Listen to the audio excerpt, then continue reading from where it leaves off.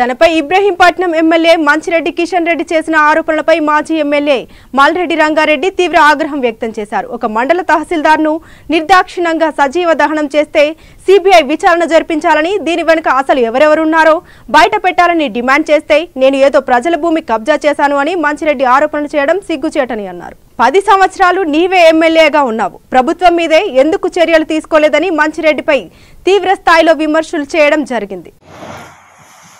ఒక మండల తహసీల్దార్ నిర్దాక్షిణ్యంగా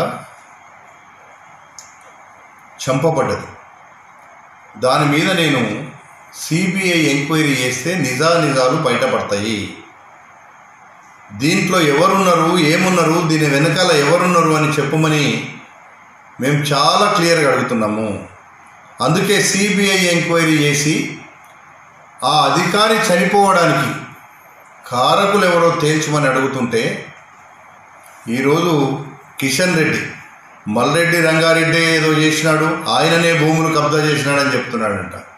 మరి మల్రెడ్డి రంగారెడ్డి భూములు కబ్జా చేస్తే నువ్వు 10 ఏళ్ళు ఎమ్మెల్యేగా ఉన్నావు, ఏం సంకనాకినావా? ఏమన్నా నువ్వు తీసుకోవాలి కదా, పేదోళ్ళ పక్షాన కొట్లాడడానికి నువ్వు ఉన్నావు కదా.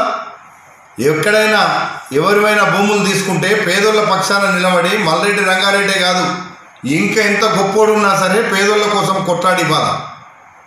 ఆ చాతగాని మాటలు ఏదో ఆ అధికారిని చంపిన దాంట్లో సిబిఐ ఎంక్వైరీ చేస్తే ఎక్కడ నా బండారం బయటపడుతుందో అని మల్రెడ్డి రంగారెడ్డి మీద అవాకులు చెవాకులు పేల్చి తప్పించుకోవడానికి ప్రయత్నం చేస్తున్నాడు.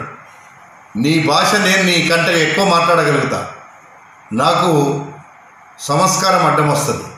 నువ్వు సంస్కారం లేనోడివి, నువ్వు చెంచల్గూడ జైల్లో ఇంతకుముందే చిప్ప తిండి తిన్నోడివి.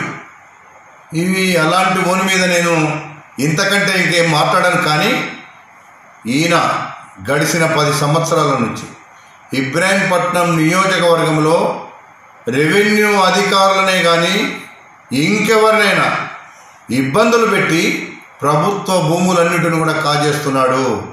దానికి ఉదాహరణ 400 కోట్ల రూపాయల విలువైనటువంటి కరీముల్లా ఖాన్ అనేటువంటి ఒక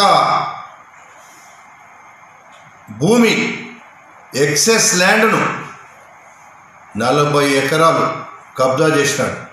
అక్కడ 10 కోట్ల రూపాయల